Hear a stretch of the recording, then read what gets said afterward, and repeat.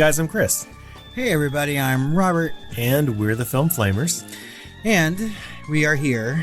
Over the last couple years, we've been talking about A Nightmare on Elm Street and its franchise, both in the main feed and on Patreon.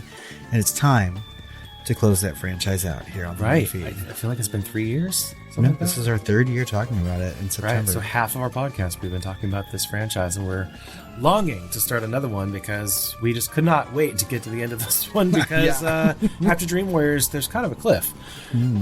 So we skipped the next one. We saw the one after Dream Warriors. So we did Dream Warriors and the Dream Master on the main feed, and then on Patreon last year we did the Dream Child. So we are skipping entirely Freddy's Dead, the final nightmare. Right, because it's so atrocious, I think. It's not great. Yeah, and then we needed to, our August, September to be a little bit lighter, so we skipped it. We went to what we remembered kind of fondly as New Nightmare, Wes Craven's triumphant return. And it's a very, very special movie as far as its premise and ambition is concerned. Correct. And so we've been kind of champing at the bit, or champing at the monogreen, whatever you want to say, chomping at the monogreen, to cover this movie. And here we are. And also over on Patreon, to really just beat this horse dead, we've got Freddy versus Jason, which is a perfect transition into our future franchise, which is Friday the 13th. That's right. So the next 3 to 6 years, we'll be covering that franchise. Oh, we'll be paring that franchise down a little bit, but I'm excited to talk about some of those earlier films and some of the later ones. But before we do that next year, Wes Craven's New Nightmare is a 1994 American meta supernatural horror film written and directed by Wes Craven, creator of 1984's A Nightmare on Elm Street. A standalone film and the 7th installment in the Nightmare on Elm Street franchise, it is not a part of the same continuity as previous films. Instead, portraying Freddy Krueger as a fictional movie villain who invades the real world and haunts the cast and crew involved in the making of the films about him. In the film, Freddy is depicted as closer to what Craven originally intended, being much more menacing and less comical, with an updated attire and appearance. The film features various people involved in the motion picture industry portraying themselves, including Heather Langenkamp, who, compelled by events in the narrative to reprise her role as Nancy Thompson. New Nightmare features several homages to the original film, such as recreations of the most famous scenes. The score, and I'm putting that in quotes, air quotes if you can't tell, was composed by J. Peter Robinson. The score. Okay, listeners. The score to settle. Oh, J. Peter. Okay, listeners. Every kid knows who Freddy is. He's like Santa Claus, or King Kong, or This is New Nightmare. Market, common mark. I'm doing a film about my nightmares as I'm dreaming them. In order for the movie to continue, it was dependent on me having more nightmares. Well, fortunately, I did. I'm a little frightened by what Wes may have tapped into. I frankly felt that it was over when we did the final nightmare. In a town where movies go over schedule and directors go over budget, something far more evil is out of control.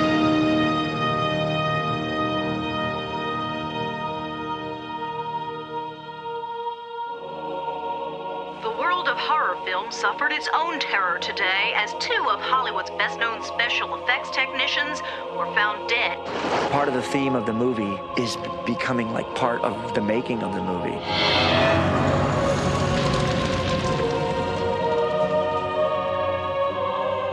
Can you come with me in my dreams?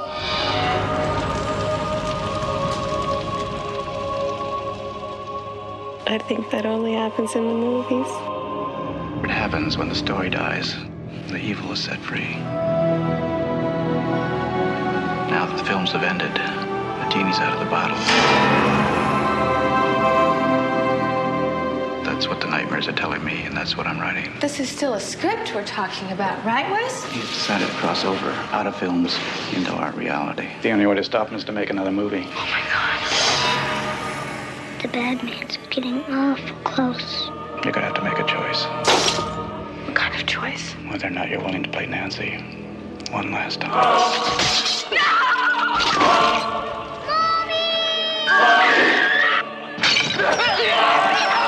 Cut the effect! Isn't there somebody who can stop him? That person's you. Why me? But it was you that gave Nancy her strength. Nancy. Almost there. Where's my son?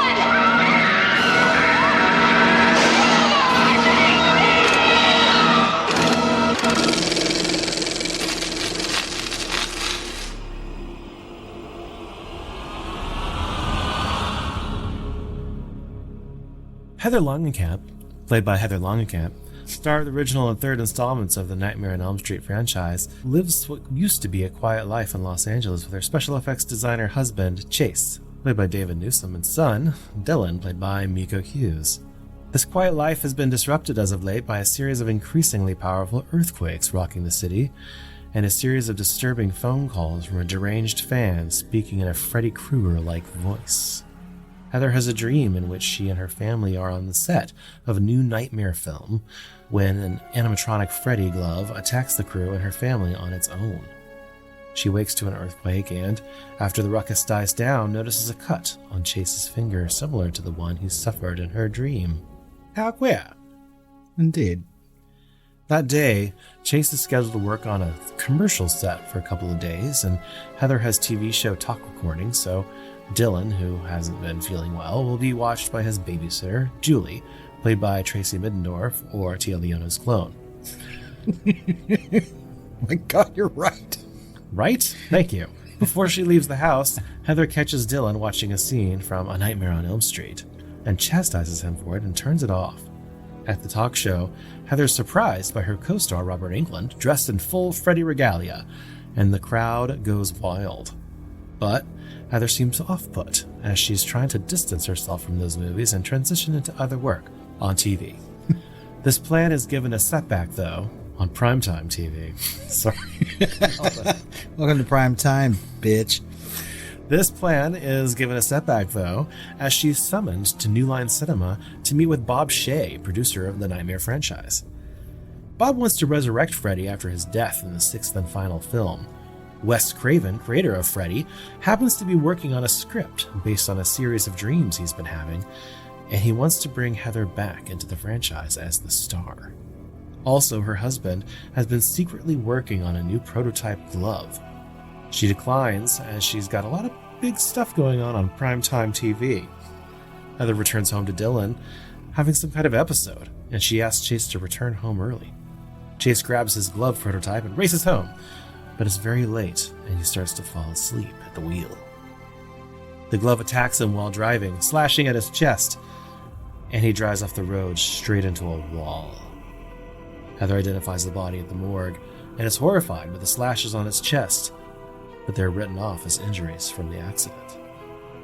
That's all he got from running into that wall at 90 miles per hour. A few scratches. 3 scratches on his chest. At Chase's funeral, another earthquake strikes, and Nancy hits her head, causing her to have another Freddy dream and pulls Dylan deep into the burial plot. After the funeral, Dylan's mental health starts to deteriorate rapidly. He becomes fixated on God and death, and a bad man keeping him from sleep. When he does sleep, he's protected by his stuffed dinosaur Rex, but he also begins sleepwalking. Distressed, Heather turns to her support system, her castmates from the original movie. Oh my gosh, you don't have any friends. Robert Englund assures her that he'll be able to talk with her soon, but he seems just as distressed and leaves town unexpectedly. John Saxon is more helpful. They discuss the situation at the park while Dylan plays, and he assures her that she's not crazy, but perhaps Dylan might need some medical attention. During this discussion at the world's most dangerous playground, Dylan climbs to the very top of the jungle gym and reaches for the sky. He falls, but Heather is able to save him in the nick of time. Very distraught at this point, Heather reaches out to the only person who might have all the answers, Wes Craven. He explains, very quietly, that his script is based on some precognitive dreams. You see, ancient evil exists in many forms and can be held captive through stories being passed on to others. Freddy could have been a vessel for this evil and was unleashed onto the world after being officially killed in the final sequel. somehow. Still, in the Freddy vessel, this evil is fixating on Heather, who would have been his primary foe in the films.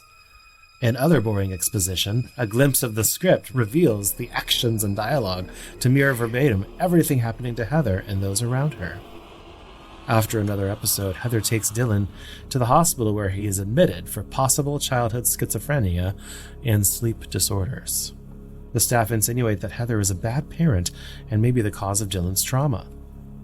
Julie joins Heather at the hospital to help care for Dylan, and Heather is encouraged to get some sleep, as Dylan should, but Freddy is manifesting himself more frequently, causing Heather and Dylan to stay awake.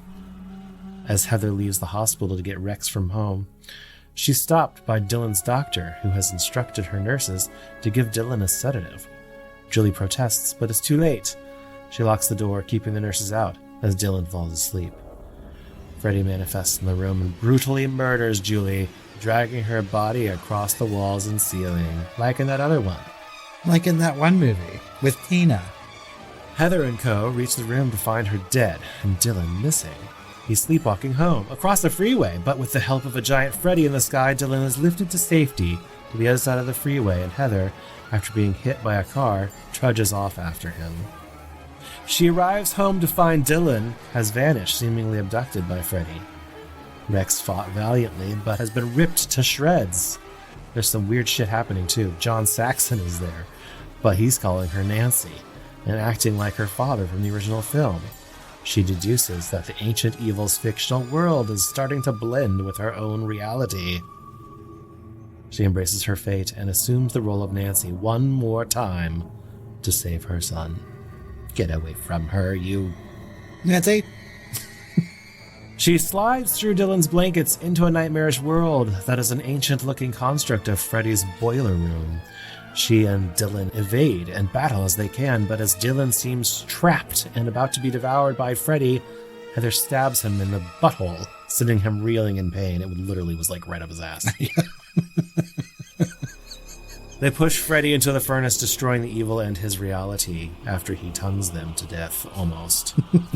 They emerge from Dylan's smoky blankets and embrace, happy to be alive and free from evil, although, theoretically, there could be still earthquakes and phone calls. Heather finds a copy of Wes Craven's new script in the still smoking bed for some reason. Inside, he's written a sweet note thanking her for having the guts to play Nancy one last time and ensuring that the evil is imprisoned yet again. Having the whole day ahead of them, Heather decides to read the script to Dylan. What? That's right. Commits shitty in credits music. Really shitty. Oh, J. Peter. The end. I will never forgive J. Peter. Oh, God. It was like a mix of fucking Seinfeld. It was like, and then it went into the nightmare. And I was like, what the fuck are you doing? We'll get into that. I did this. I had to look up the name. I was so aboard. Oh. New Nightmare was released on October 14th, 1994 on less than 2,000 screens. The film opened against Pulp Fiction, which many believed hurt its chances opening weekend. New Nightmare brought in $6.6 million opening weekend, securing the number 3 spot at the box office, but it still made more than Exit to Eden, which opened up the same weekend. Oh, poor Exit to Eden. It would remain in the top 10 for 3 weeks and was the only major horror film to crack the top 10 over the Halloween season, until Frankenstein was released in early November.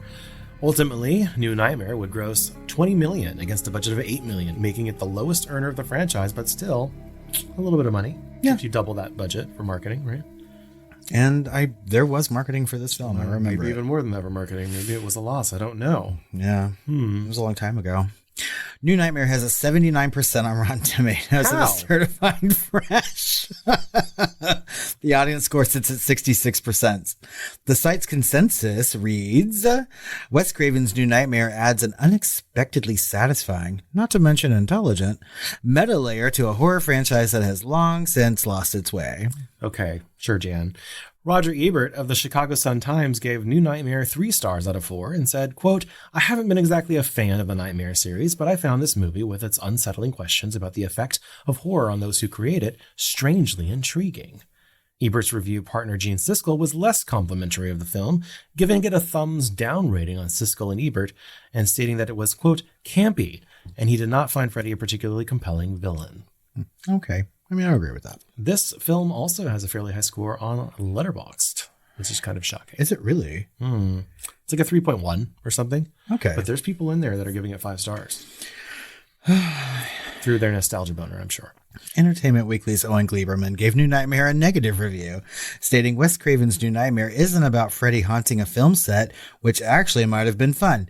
It's about Heather Langenkamp, star of the original Nightmare on Elm Street, being menaced for 2 long, slow hours by earthquakes, cracks in the wall, and other weary portents of doom. Gleiberman described the film as just an empty hall of mirrors that lacks the trance-like dread of the original and the ingeniously demented special effects of Dream Warriors. Here. Those are the things I was missing. Yeah. Right. It did get some accolades, though, although it was maybe more nominated than won. So at the Saturn Awards, it was nominated for Best Horror Film, but rightly lost to Interview with the Vampire. How embarrassing to be paired up with Interview with the Vampire as this film. Oh, can you imagine if Interview lost? Best music and best performance by a younger actor, I'm sure, were also big winners for Interview with the Vampire that year. Best fucking Claudia. At the Fangoria Chainsaw Awards, it was nominated for Best Wide Release Film, but lost to The Crow, and was nominated for Best Supporting Actor for Miko Hughes. Oh my God. Could you imagine being a child actor and being like, this is my year? And that's the year that Kirsten Dunst is Claudia. Right. I'm really going to make it now.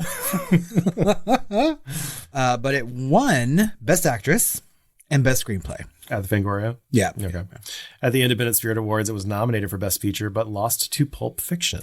I think this is important to note because the Independent Spirit Awards are kind of like the anti-Oscars, right? It always comes on the night before the Oscars, and it really showcases independent film. And for this to be nominated for Best Feature, which doesn't happen very often for horror movies, right, is kind of a big deal.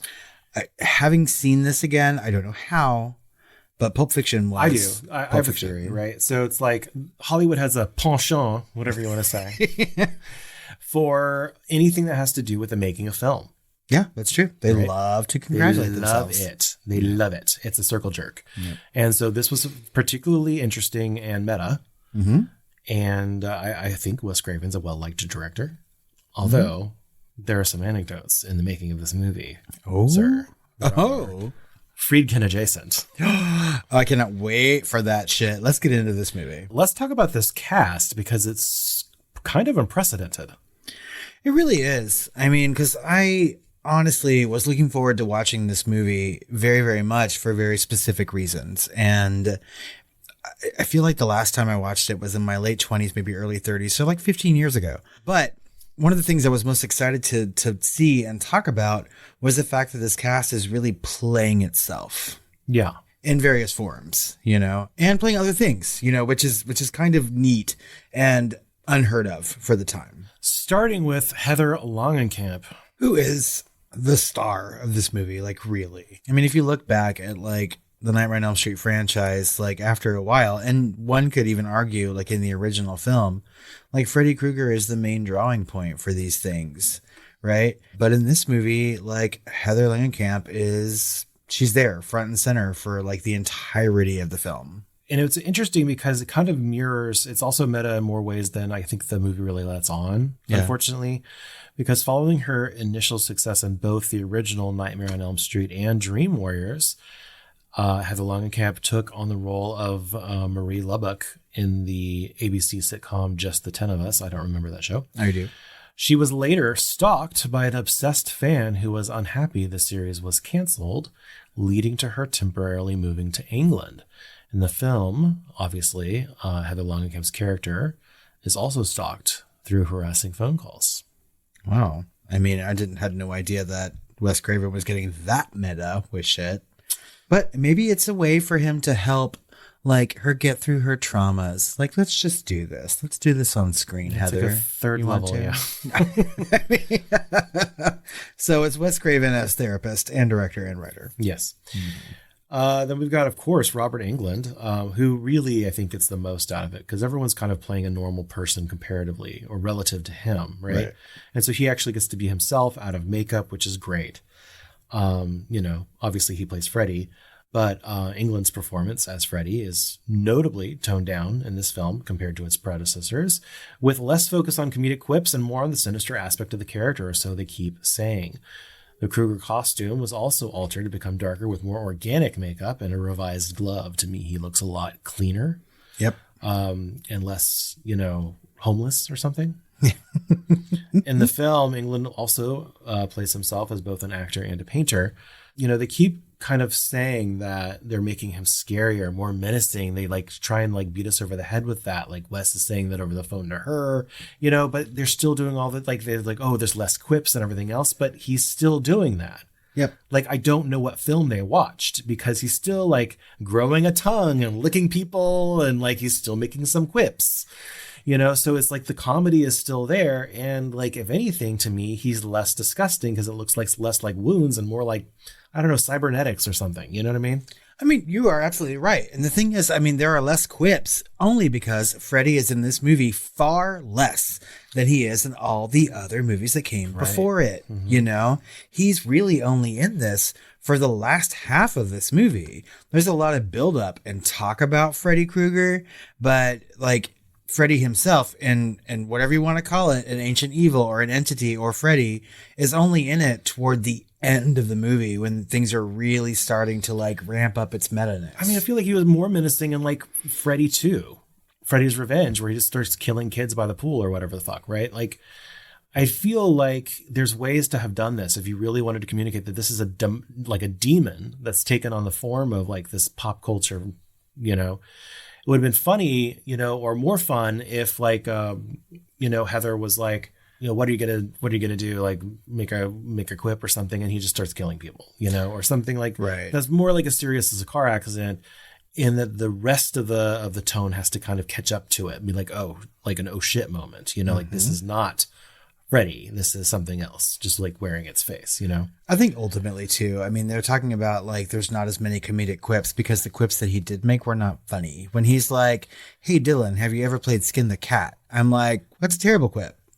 I know it doesn't make sense as far as there's no cleverness at all to it. And it's just they're trying to say, maybe he's just trying harder or something. And it's it doesn't, they keep saying they're almost proud of how much darker he is or something. And it's no, he actually works less because of this. Yeah. And I guess if one really wanted to argue about that, they could say the evil doesn't really know how to quip like Freddy, but I'm not going to make that argument because that would take too long and my brain would hurt. No, so. I think it's just bad writing, honestly. And I'm sorry, Wes, but your best movies aren't written by you. Well, even the original movie, I think that Freddy Krueger seems very, very menacing in that, right? And that's kind of our first glimpse into him. It's the very first film. And I feel like Wes Craven really created a really scary villain. Yeah, the comedy is incidental to what's actually happening on screen, which is him murdering people very ingeniously and quickly without remorse, And in this, he was just almost incompetent. Yep. And barely there. Like you said. And barely there. And when he is there, it's just I don't know. But let's move on to the rest of this. Yeah, we've got Miko Hughes as Dylan Porter, who's now 38, by the way. Have you seen pictures of him now? Yeah, he's a good looking guy. Yeah. So he played the son of Heather Langenkamp and Chase Porter, whose mental health begins to deteriorate after his encounters with Freddy. Obviously, at this point, Hughes was no stranger to horror films if you recognized his dark, dark eyes, having previously acted in the role of Gage Creed in the 1989 film Pet Sematary. When I saw this movie for the first time in the theater, I forced my mother to take me to see it, right? in 1994. And I was just oh my God, it's Gage, immediately. So yeah, even to me then, I was horror royalty, Mr. Miko Hughes. Although I like him in this movie, but again, I don't think that it's his acting that's bad. I think it's what he's been given to work with. Exactly. And that goes for everyone from here on out, basically. John Saxon. I always love seeing John Saxon, but he's kind of given almost a comedic role here in a way. It's just laughable.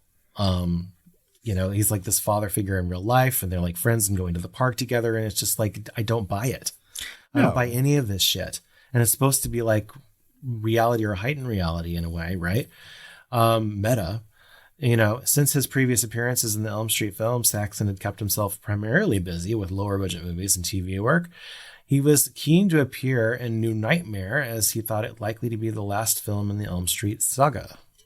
And was Which for kind quite of some time. was-ish, yeah. Yeah.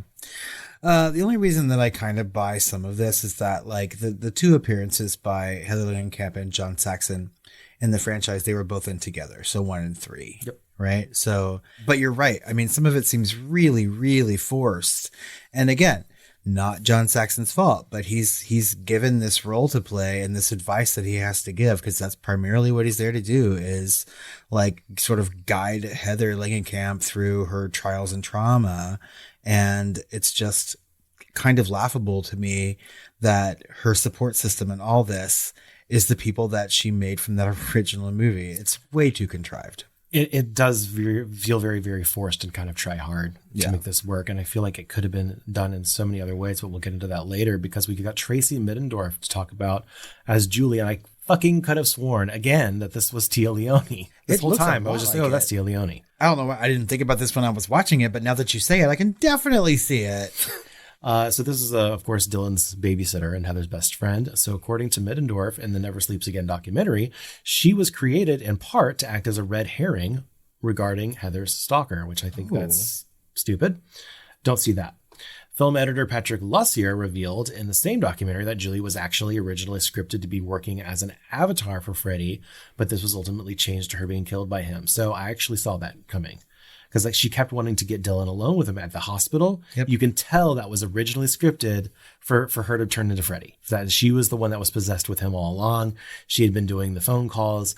You could tell that used to be an earlier version of the script, and they were too lazy to change the hospital scene for her to see Dylan that desperately. Yep. And he directed it that way too, which is kind of confusing. Yeah, I don't like the red herring part. I mean, and I can definitely see the avatar-ness of it all. Yeah. But like ultimately, I think that wouldn't have worked for this movie either. Yeah, I'm glad they changed it, but they should have, changed all of it. I do like her in this movie, though. When your best friend's in the hospital, you're going to go and like look for your best friend's kid is in the hospital. You're going to go and like demand to see the kid. Or you're going to actually, I don't know, call the best friend, look for the best friend. No, she's going to see the child. I don't think that she was bad in this movie. I kind of like the character. No, I liked her. Yeah. I mean, out of everybody in this movie, there's a few people that I really, really like and really, really hate, especially the fictitious ones. But I really, really like the character of Julie. Speaking of hate, David Newsom is Chase Porter, the husband. Mm. I don't know. I've never liked that actor. This is very subjective and personal. I've never liked that actor when I see him. He's always a douche.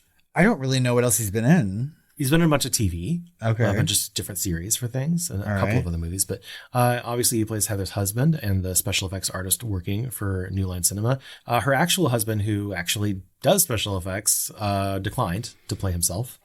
Wisely, I think. So the role of Chase was originally offered to him, who's actually his name is David Leroy Anderson. And so Newsom recalled in 2010 how he looked nothing like the typical special effects artist who tended to be bigger than him with longer hair. And of course, he was around everyone else and they all had like beards and, plaid. And he was like this prep kid. So he didn't really work, but whatever. I was thinking about that while watching this movie. I was like, why didn't they just get her husband? I mean, if you're going to go real meta.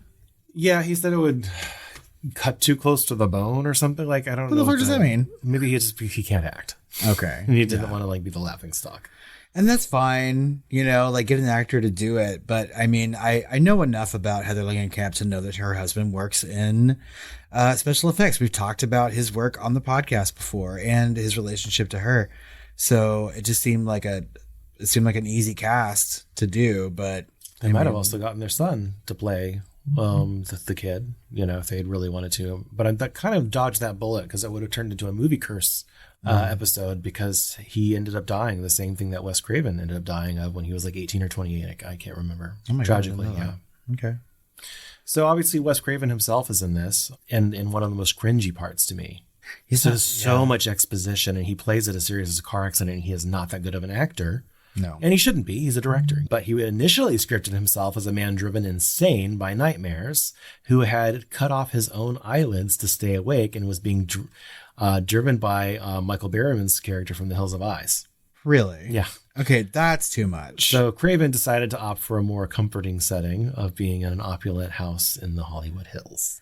Okay, Wes. But he was going to play himself, who had been driven insane. I think that's dumb as well. So yeah, I mean, like that's way too much. And I mean, it could have made it a little bit more of a straightforward horror film if he did that sort of thing. But I feel like if we're going to do something as ambitious as this meta concept that he's created, like don't play that low. Yeah.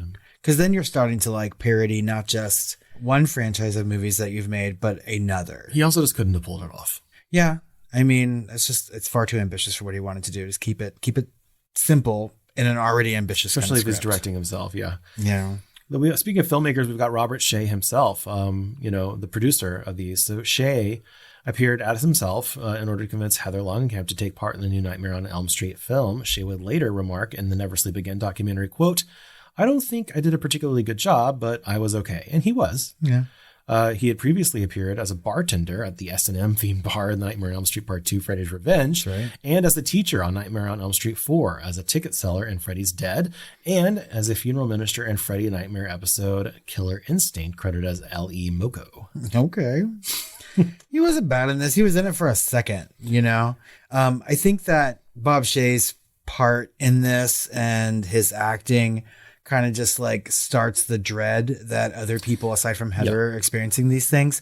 And he really conveys that kind of, better than Craven did. Better than Craven does, because Craven's literally just spoon feeding us exposition in like these like really hushed tones or whatever. And with a pan really over the script and blah, blah, fucking blah.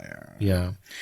At the very least, like Robert Englund also conveyed the same kind of dread that Bob Shea does, but Englund gets to do a little bit more because we get to see like the paintings and things that he's working on. And so we can see like the torment going on in both of these, like real life people playing themselves. And it's neat. It's a really neat way to like really kick off the meta-ness of this movie. I think they've had a lot more feeling going into this movie, and they just didn't convey it to the audience as much. Like on the table in Bob Shea's room is like The Nightmare Never Ends, right? It's like a book and stuff like that. So there's a lot of detail in this. And there's a lot of like personal behind the scenes stuff that kind of mirrors the meta that feeds it. But the audience doesn't know that because the story is not told. The exposition they're telling is just the mythology of Freddy or this stupid demon thing, which is so convoluted and out there. Like it doesn't really fit the franchise. But Lynn Shay is also in this. Oh, I love Lynn Shay. I do too. And she plays Nurse with Pill. She also played the teacher in the original film, and according to Never Sleep Again, she was pleased to return as another, quote, generic public servant. Yeah, she was briefly in the hospital scenes, and I was talking earlier in this conversation about the cast about like really loving some and really hating some, and Lynn Shay got to play opposite the character that I probably hated the most in this movie, and that's the doctor. Right. And you're supposed to kind of. Yeah. I mean, she's kind of a bitch, Well, there's an anecdote about that. Oh, great. Yes. Good. Yeah. And then of course we have got like basically the entire cast of everyone that was in the movies, like notables like Nick Corey, and Tuesday Night. There was a bunch of faces from previous movies there for one day of filming at the funeral for her husband. And that's really, I mean, like, so this movie is not only meta in a sense that it's talking about the original film, it does like talk about its legacy and its franchise a little bit, and having these people show up for just a minute would be like good for that kind of meta thing. However, Tuesday Night was never in a film with Heather Langenkamp. So like strange that she'd be at a funeral. Yeah, I don't know. I think they just got whoever they could, whoever was willing to show up to be background crowd. You busy today? There's going to be an earthquake. Yeah.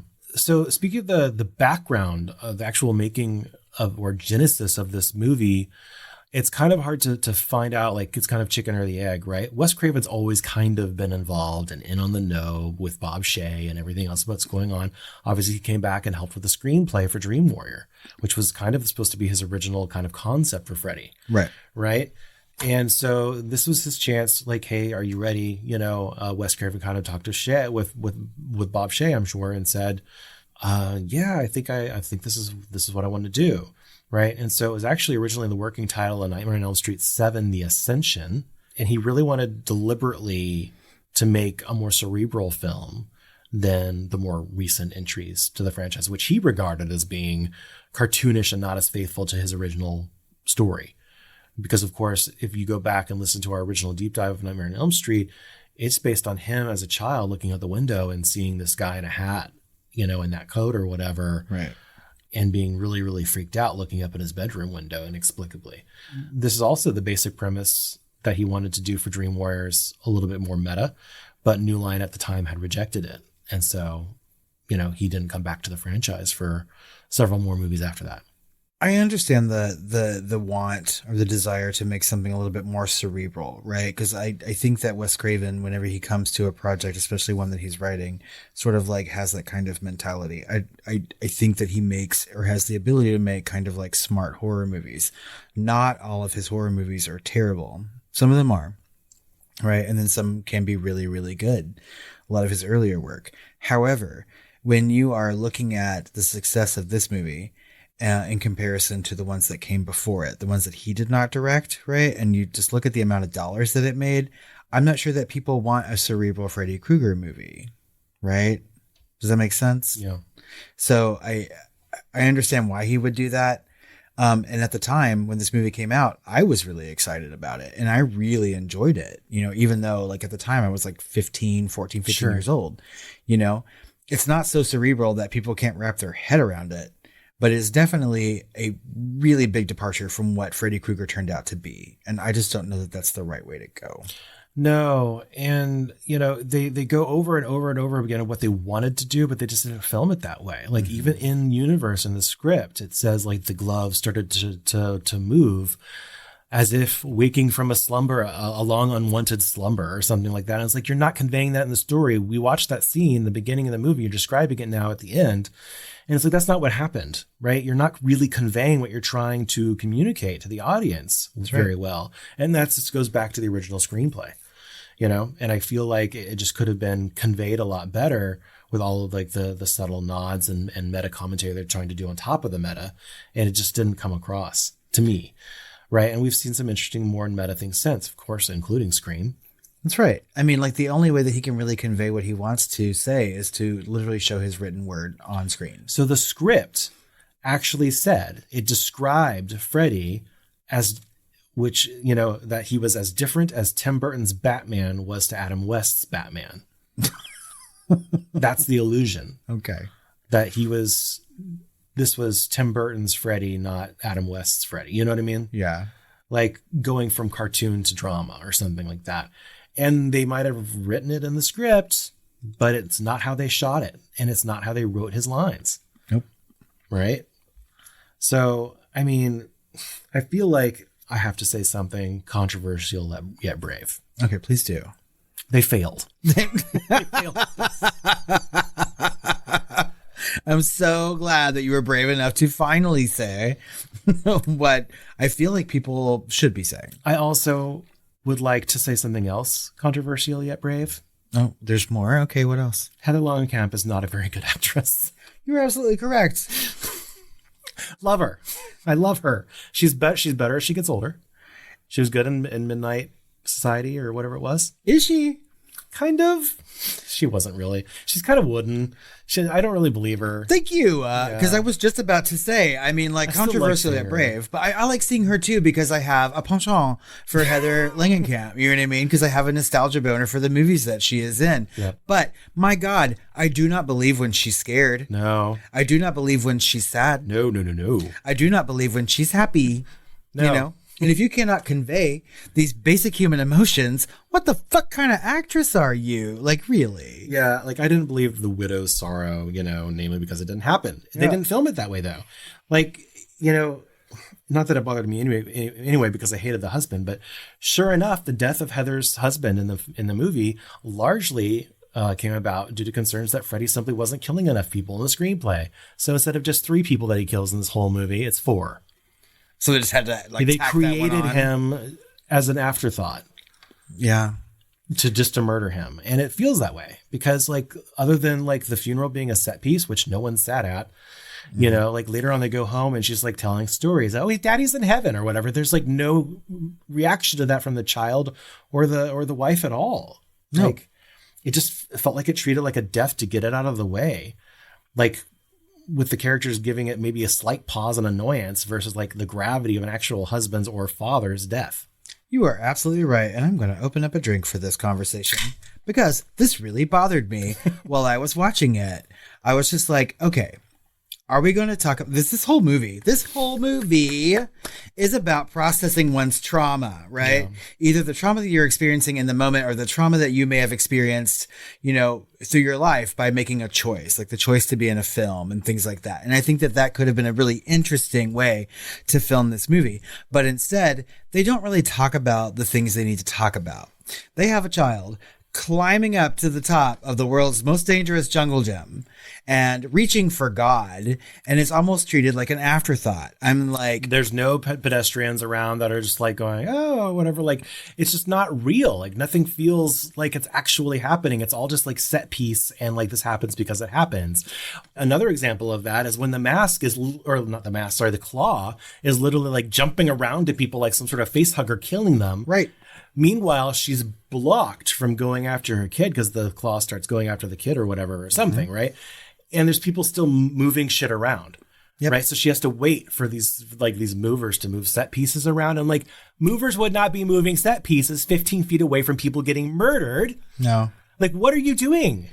They are trying to create a horror movie. You are literally blocking these actors doing this during a murder scene when they would not be doing their jobs 15 feet away. Like, what are you doing? No, you're right, though. That's the thing. Is because I was getting actively perturbed while watching this movie. I was just like, okay, like, I understand wanting to make something meta and wanting to make something cerebral, right? And then they do some things like kill a husband and then sort of just treat it like a death, right? Because they have to have a body count in a horror movie. Even Wes Craven knows this, right? Otherwise, you're not making what people are going to consume as horror, right? And they add in all these shocking moments and in ways to try to make it more dreamlike sometimes, but also try to make it more realistic so you don't think it's a dream. They're trying to like fake the audience out, but give them exactly what they want. And I'm like, okay, your concept is great in all of this, right? But your execution in this movie is fucking abysmal. Yeah. It's sad because I really, I'm on team Craven. I'm on team Langenkamp, Always. And I was totally looking forward to this. We've been talking about it for months. We've mentioned on Shooting the Flames and like what we're going to do. And, it did not live up to my memory or my nostalgia or any of it. And usually it does because I love the ambition behind this idea, but again, going back to execution, also from a technical standpoint, like this looks and feels like a TV movie, including, of course, that god awful score. J. Peter. Oh, J. Peter.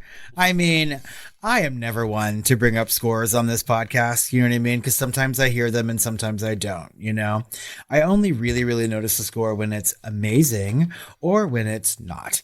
And I was watching this movie and I was like, what the fuck is this music? Yeah, at the beginning, I was like, this isn't bad. This is just like the theme and everything. And then it just got worse and worse and worse, from like 80s synthesizer to just like cheap, like, Are You Afraid of the Dark Nickelodeon synthesizer keyboard, and then it goes into like some weird like boom, boom, boom, Seinfeld thing at the end credits. And I'm just like, what are we watching? Does anyone know what movie they're trying to make here? They don't. The end credits score to me sounds like, because the Fat Boys, right? That rap group from the 80s that most people don't remember, I am sure, did a Freddy Krueger song for one of like the sequels, right? And so when this started at the end credits, I was like, this sounds like one of the Fat Boys versions of like the theme. And then it turned into something else. But you are right.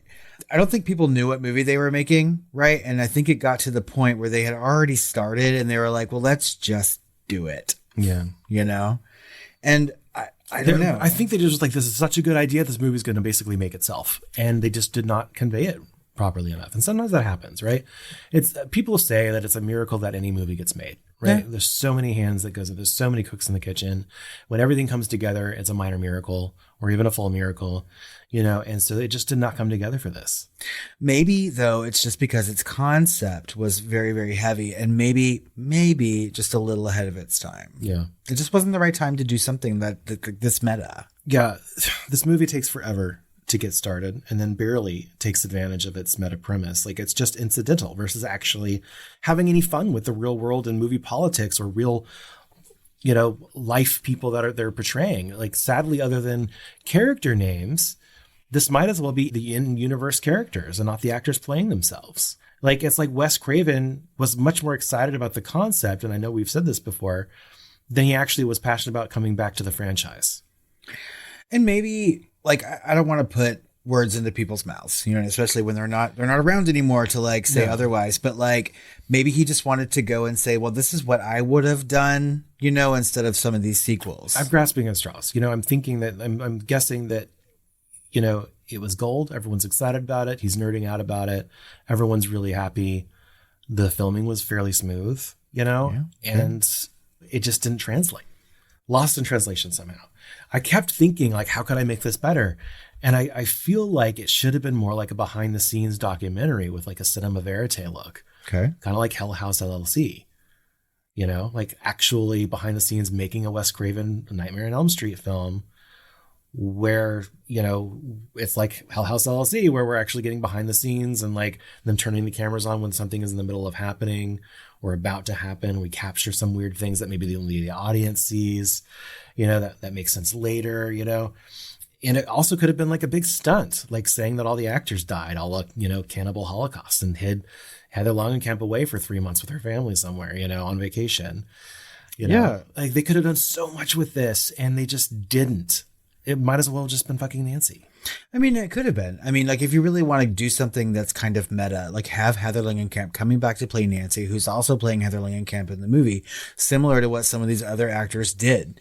You know, it doesn't necessarily have to be like I am embracing this role that I'm trying to forget, even though I feel like that as a concept is something really, really interesting, right?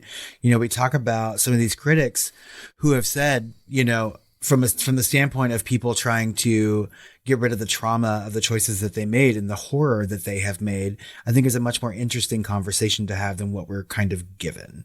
You know, I would rather have a non-supernatural response to the things that Heather Langenkamp is going through in this movie than what we are given by Wes Craven. Does that make sense? Yeah. You know, I don't need them to talk about an ancient evil and how Wes Craven is keeping it at bay, you know, or all that stuff. Like, I think that's where this movie kind of fails. I feel like we needed a third party. If it was going to work like this, we needed some sort of third party like Tangina to come in and explain everything, you know? Yeah.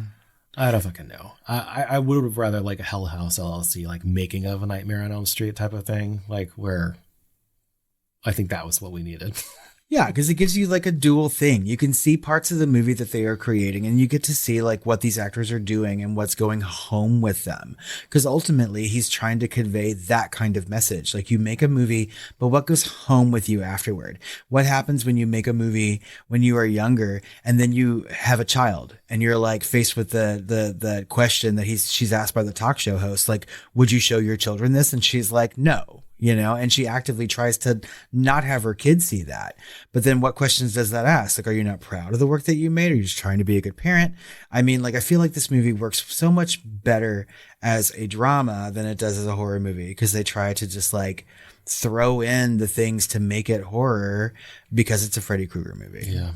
You know, I don't know. But that leads us to some questions. Is Wes Craven's New Nightmare a horror movie? Sure. Yeah. I mean, he's a horror director. Yeah. Except for Music of the Heart.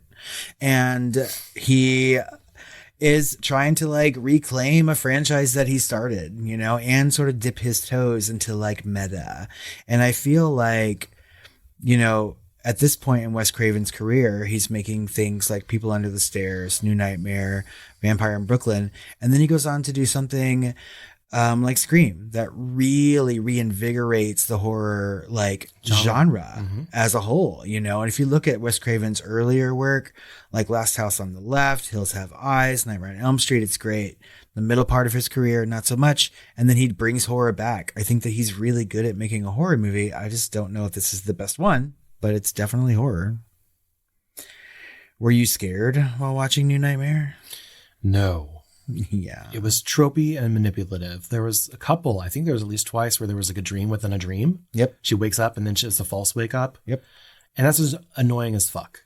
And it just seemed like such a kind of a slap to the face to the audience in a transparent way to manipulate us.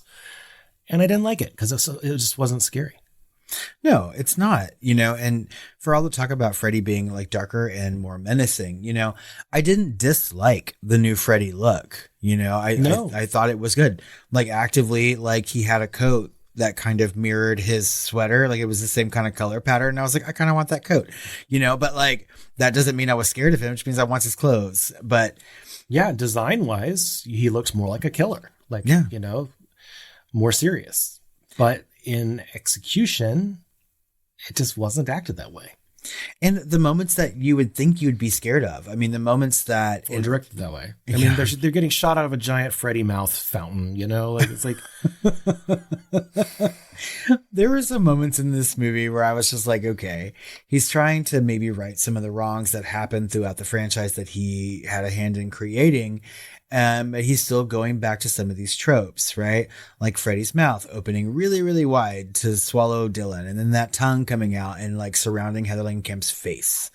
And it was very Beetlejuice. Yeah. And I was just like, there could have been a time where some of the things were like new or kind of shocking, but they're really not anymore. And it's not really scary. No, nothing compared to Dream Warriors. No, I mean, and Dream Warriors is a fantastic film, in my opinion.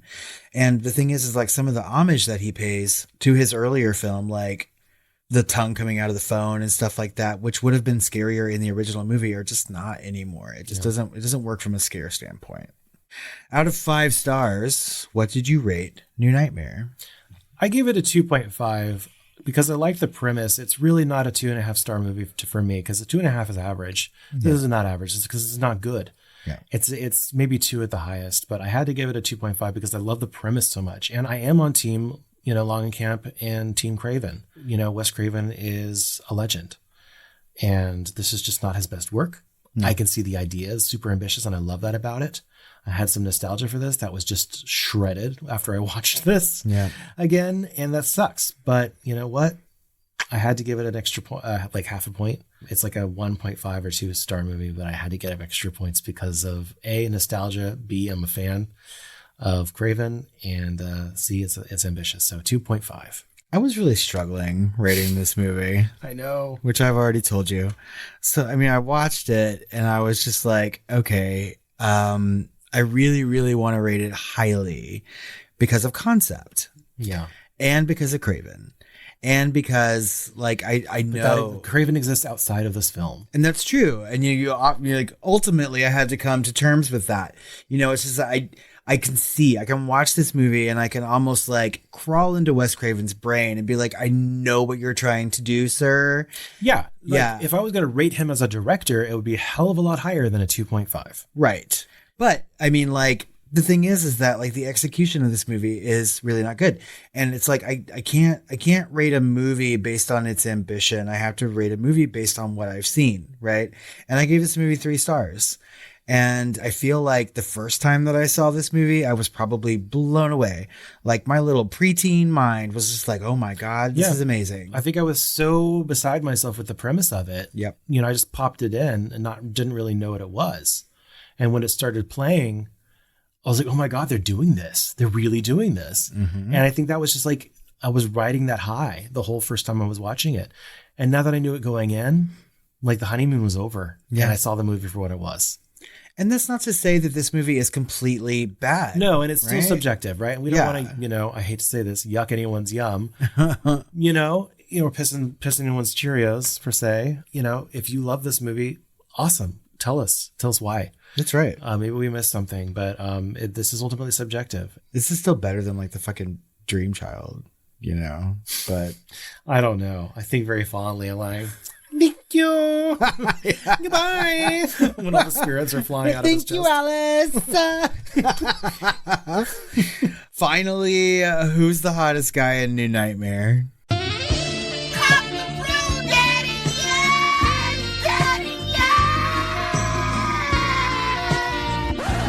I would probably have to say Nick Corey in the background of the funeral scene.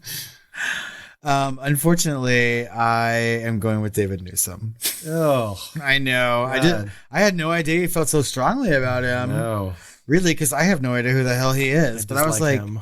I think he's cute. Like he's very He's very beige. Yes, he is. You know, so I'm just like, okay. I mean, he's not horrible looking. Most white people are beige. Take that as you will. Anyway, do you have some fun facts for me? I do actually. Okay. I completely forgot, but I do. So Craven had intended to ask Johnny Depp, whose feature film debut was actually the first film, to make an appearance as himself, but he was too timid to ask him. Oh. Upon running into each other after the film's release, Depp said he would have loved to do it. That could have made the movie better. Next up, Dr. Hefner, played by Fran Bennett, is a nod to Richard Hefner, head of the MPAA and a bane of Wes Craven's filmmaking career. Oh, he made her a bitch on purpose? Yes. Oh my God, that character. I just wanted to like beat her about the ear, nose, and throat sometimes. I kind of liked her though at the same time. Well, I mean, like, if a doctor feels very passionately about something, I was like, of course she would act that way. She didn't become a bit bitch like until later on. Like she was like a voice of reason earlier. I mean, she was actively calling into question someone's like parenting, which I guess the doctor should do. But yeah. I was just like, lady, calm down. But Fran Bennett was good. I mean, like, just because, like, I hated her so much. I don't blame her because she's like, where's my son? Where's my son? Anyway, have to go. It's like, what is she doing? Because Fran Bennett's lines in this movie are mostly, Miss Langenkamp, control yourself. Which I wanted to say to Miss Langenkamp as well. So... Anyway, during the freeway scene, when Heather ducks for the tractor trailer to go over her, this was done on a green screen, so it took about 100 takes to get the shot right. The next day, Heather Langenkamp couldn't walk because she was so sore from doing all those takes. Oh my God, that's like fucking acrobatics, too. I know. Also, like my least favorite Freddy thing and the whole thing, saving that kid. Oh, like the giant Freddy in the sky? I get what they're trying to do, but... like, if you're trying to make him meaner or darker, it's like Freddy could have easily killed them both during that scene. Right. Like, don't make us that piece where he could easily kill you. He doesn't even have to. The cars would have done get away with it. I mean, honestly, I was trying to fit the word nader into the synopsis, and that was the easiest part to do it. But I was just like, okay. A nader of cars. Yeah. Or a nader of Freddy. Okay. All right, this is where it gets Friedkin light. Oh. Wes Craven tried to get a real reaction from Miko Hughes to actually cry. So to do this, he asked his Miko's mother to leave the set and have his father whisper in Miko's ear, "Your mother's dead." And if he acted well for the take, his reward was a Happy Meal. The fuck? I know. Wow, why would you do that to a child? No. That's fucking terrible. Yeah, I don't think that he got the reaction he wanted. Yeah, and apparently the dad was like, felt so guilty that he bought that rocket playgrounds thing, that giant dangerous rocket. So his son could actually hurt himself in the backyard? He bought it and put it in their backyard. Yeah. Okay. He bought it from the production. Well, I hope the Happy Meal was worth it. God damn.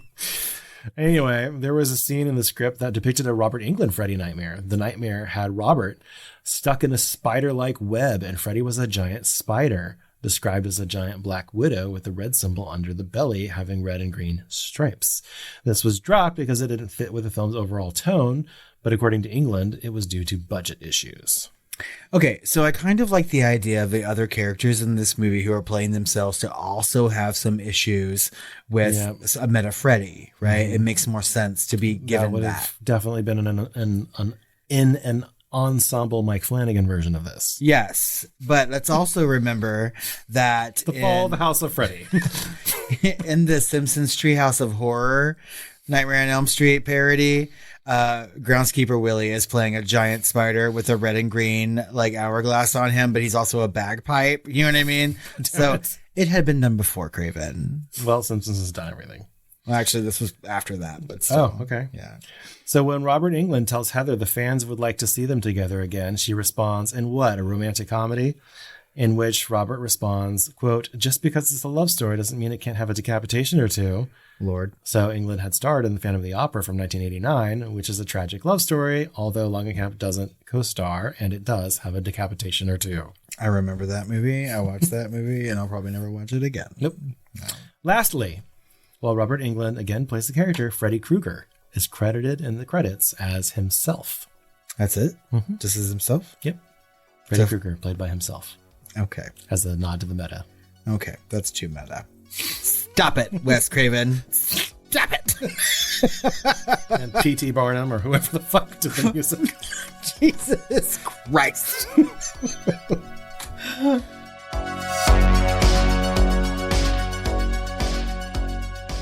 I think that just about wraps up this conversation on New Nightmare. I promised that we were not trying to shit on this movie. We just gotta call it like it is. But we want to know what you think about our discussion and the movie itself. Find us on social media at The Film Flamers on Twitter, Facebook, Instagram, Threads, all the things. You can email us at tiredqueens@filmflamers.com or call our hotline at 972-666-7733. Call us and find out what my nude nightmare is. Oh, have you ever played Skin the Cat? And Skin My Pussy? And drown it? That's The Grudge. I know. Oops, wrong movie. Give me back my bat cutter. Oh shit, that works too.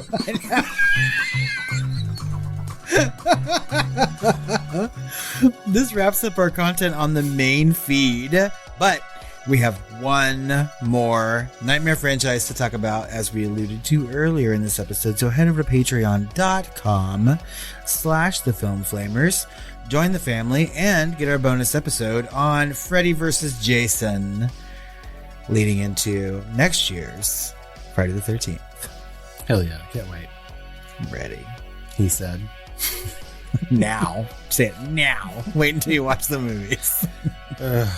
I'm so tired. I think I'm ready for some sweet dreams. Although you'll never sleep again. Never sleep very again. soundly.